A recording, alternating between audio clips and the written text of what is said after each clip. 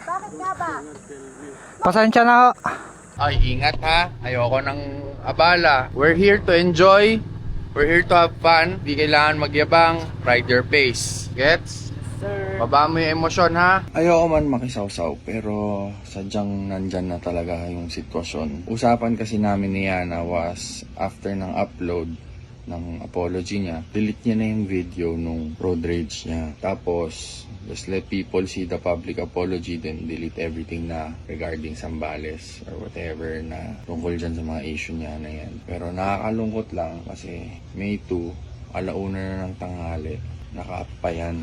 Nagawa ko na yung lahat ng kaya kong gawin para lang hoping at least bumaba man lang yung tension. Kasi sa totoo lang, kaya kami namundok. Kasi payapa Yun lang yung gusto namin. Payapang buhay, nag-e-enjoy, alis sa toxicity ng mundo. Yun yung mga rason bakit kami namumundok. Ngayon, explain ko na lahat from the very beginning ng Zambales trip namin. So, nagkaroon ng event si Rendon, which is yung motivated na ride papuntang Coto Mines. Dumaming influencers na sasama and kasama kami doon, na-invite kami. Na-invite din si Yana, si Yang, si Madam Blight, mga newfound friends namin, nandun sila Bay, sila Yuri, si Ali, si JB. Ang dami na na-invite, sobrang dami na-invite. Na to the point na since magkakakilala naman kami, Yana and Yang, sabay-sabay na kami pumunta doon. Una sa lahat kasi naka-dirt bike si Yang, sampa ng pick up namin yung dirt bike niya. Pangalawa, walang motor na pwede off-road si Yana. So, pinahiram ko ng motorsiklo. Kasi dami naman naming motor and gusto ko ma-experience niya yung sarap ng buhay ng walang tensyon. Kumbaga ako, pare, gusto kong i-share yung sarap ng buhay na walang kaaway. Yun talaga. Yun. Kaya nung sinabi niya wala siyang motor na gagamitin, pinahiram ko. Sinampa din namin ulit sa pick-up. 3 dirt bike yung dala namin going to Coto Mines. All throughout Coto Mines, everything was good. We all had fun. We shared stories. Tapos, yung mga picture na kumakalat regarding kaya matibay si Yana kasi kasama si Sen JV. Totally different scenario, situation, and totally different event and days yun. Nasa Zambales kami for 2 things.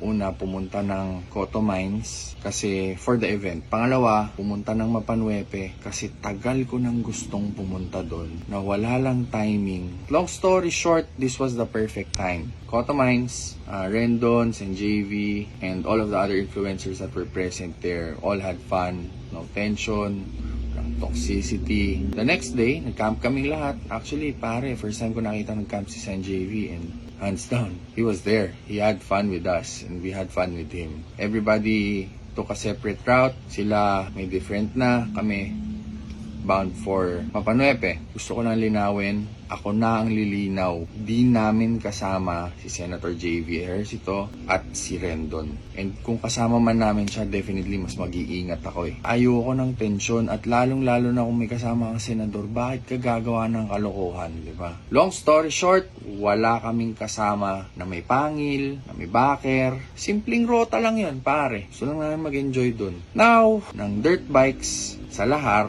or sa loose na sand, you need to build up speed in order for you to ride safely. For balance, andyan lahat yan. So, kailangan mo ng konting speed. Konting speed lang. Hindi mo kailangan magmatuli ng rat-rat. Absolutely most certain part of riding in sand or lahar is you need speed para makabalance ka. So, pinauna namin sila. Nauna na sila. Kami, 3 kaming sasakyan. Nahuli kami. Lahat kami 4x4 naman. Kaya medyo kaya naman. Kaya yung rota. All throughout this time, nag-enjoy kami sa kotse. Pagdating namin doon sa bridge, kasi hindi alam ng mga boys ko. So, ang nagmomotor ay si Richard, si Von, tapos si Yana.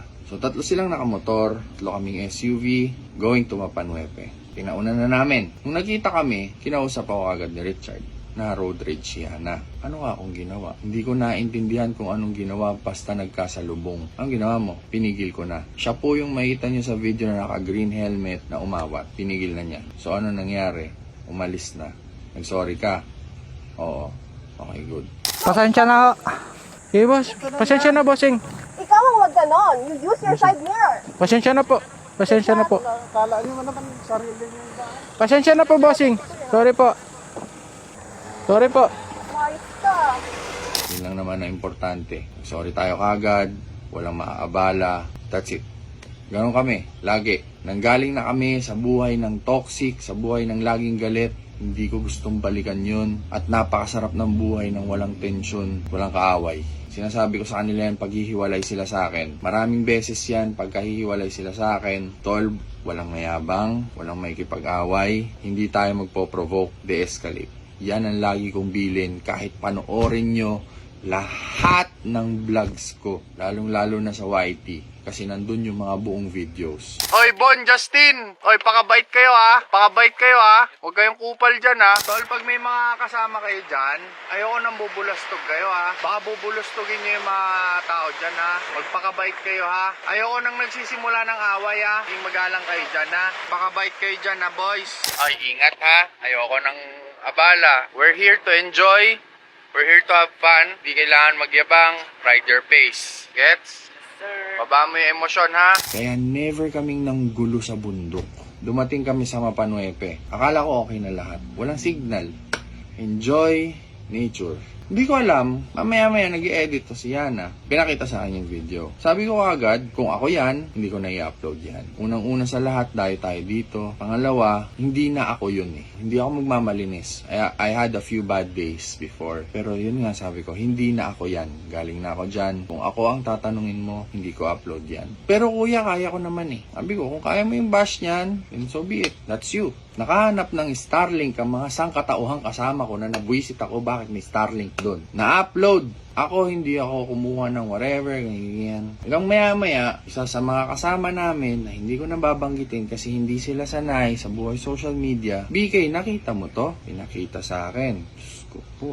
Ito na yung sinasabi ko. So, nagsimula na doon. Tanong sa akin, si Yana, what to do. Kasama namin yung tao eh. Never ako nang iwan. Kung tama tayo, tama tayo. Pero mali eh. Mali.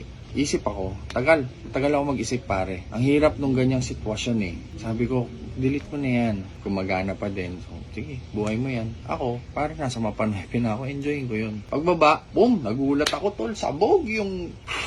Sabog na. So medyo dito na nagsisink in kay Yana. She's at fault. Lumapit sa akin yung bata. Sabi niya, kuya, ano ba yung pwedeng gawin? Sabi ko, hingi tayo ng sorry.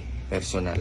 Nanginginig yung bata sa takot. Ginisa ko na, pinagalitan. Kasi yan yung perfect time eh. Yun yung perfect time pag natatanggap na ng isang tao yung mali niya. Pasok mo yung lesson sa utak niya. Kasi habang mataas yung pride, mataas yung ego, para ka lang nakipag-usap sa lasing. Walang mapapakinggan yan. Jumping to the time, magsusorry na. Sige, puntahan natin. Hanap tayong mga tropa. Pwede tayong tulungan. Makikita si Kuya Jimmy. Kuya, hindi ko kaya. So kaya ako nandun sa vlog. Nanginginig na siya. Kasi yung galit ng mundo, tapos yung galit ko, nanginginig na siya. Yung sinasabi niyong scripted, yung pag-iyak niya, umiyak talaga yun. So, ako na nag-video, so on so forth. Ako nag-explain. My intentions were just to ask for apology. Kasi mali eh. We will ask for apology. Consequences after, kung magkakaso sila, kung magano, whatever, nasa sa kanila na yon. They have all the right. Kung masampal ka dyan, tanggapin mo. Kung murahin ka dyan, tanggapin mo. Kung pagsisigawan ka ng buong barangay nila, tanggapin mo. Tayo manghihingi lang ng sorry. So I was there para samahan siya kasi natatakot siya. And believe me when I tell you na natatakot siya. Nandito na, hindi mo na ma-rewind yan. Harapin mo at sayawan mo yung pinlay mo na musiko. So that was the only reason kung bakit nandun ako sa video na humaharap sa inyo. Hindi na kaya nung bata humingi sa akin ng tulong, hindi ko iiwan yan. Kasi galing na ako dun sa point na walang tumutulong eh. Ayoko nung ganung pakiramdam. Buti na lang tol, nandyan ang Diyos. God help me through those times. Hindi ko lang maintindihan ngayon, bakit yung intention na yun? Ako pa yung mali. Kung mamasamain nyo yun, that's you.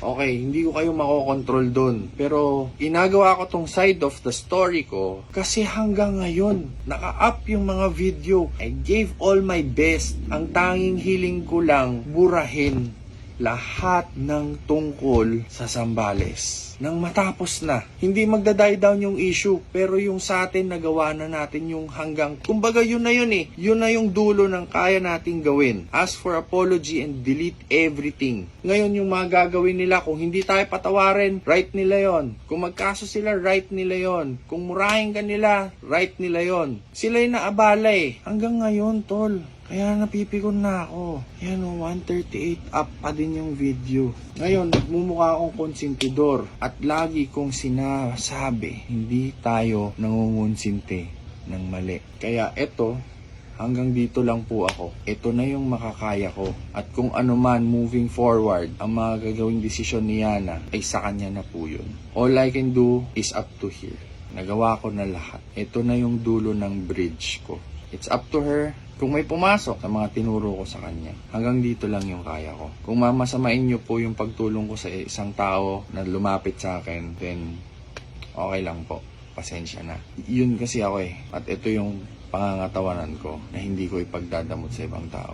So yun lang. Sana kita-kita tayo ulit sa bundok. Napakasarap ng pakiramdam doon. As in, ito yung mga bagay na iniiwasan namin na wala sa bundok. Sobrang sarap ng pakiramdam. Sobrang sarap makipagkwentuhan sa mga lokal. Sobrang sarap makipaglaro sa mga bata doon. Kung ano yung iniiwasan namin, yun pa yung nangyayari. Pero siguro lesson din sa akin to. Sana lang naintindihan nyo kung bakit nandun ako. I was never chasing for clout. Never ko intention na pambastos ng tao. Well, in fact, gusto nga namin what is to de-escalate and somehow ease the tension. Hindi ko alam paano tapusin to, pare. But that's it. Thank you.